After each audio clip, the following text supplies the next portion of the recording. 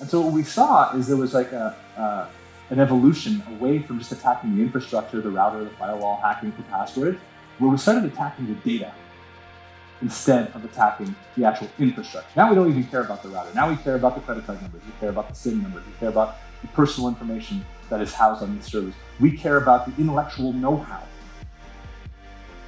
So you've got more threats, you've got more data, you've got a more sophisticated adversary, your data footprint is more complex than it's ever been. And by the way, you've got new regulations that are somewhat uninformed that you're all gonna have to mold your InfoSec strategy to, okay?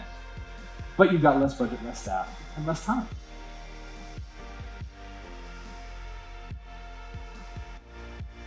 For the last 20 years, I've been told to remember everything, log everything, keep everything, back everything up. How do you shift that culture to the right to forget?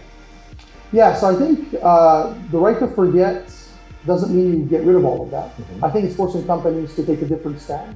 I think what GDPR did is it forced companies to perform spring cleaning, right? It forced them to look at their processes with a new, fresh look and to figure out, okay, we have all these processes in place.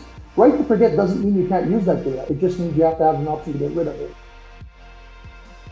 Talk to me about the type of predictive analytics that everybody is talking about out there, but doesn't actually exist, which is where you mitigate the attack before it happens, or predict it.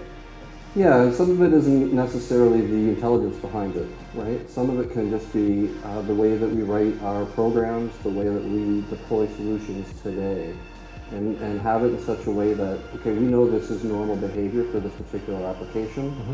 This is outside of that normalcy, so don't allow it. I think today there is a lot more understanding of the risk when it comes to cybersecurity. My CEO is a great example. His approach is we need to be as good as the ones who are testing us, and we also need to be holding ourselves to their standard when it comes to protecting the company. As soon as you tie in the business priorities with the issues, you kind of onto a winner, because at that point in time, you align the top priorities of the business with what you have to do to address it. And the program in itself is just a sequenced way to deal with the priorities.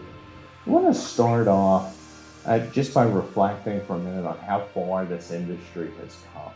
Some of you have been in the security industry for a long time, listening to some of the bios up here.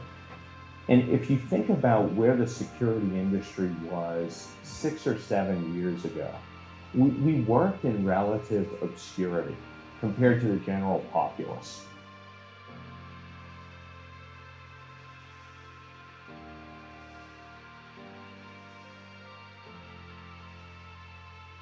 Have highly technical, highly skilled, executives at the highest levels. We've got people who've waged war, who've been in the information wars.